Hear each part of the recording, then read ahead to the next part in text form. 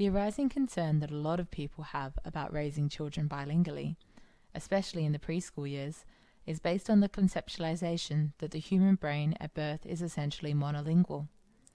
Often, parents will ask me if they use two languages at home, will their child be confused because they're hearing two languages?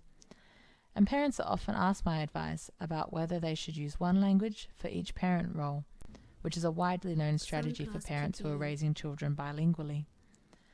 And the reason why most people think this is a good idea is that it will help to reduce the risk of children being confused, because they are able to associate each language with the separate speaker.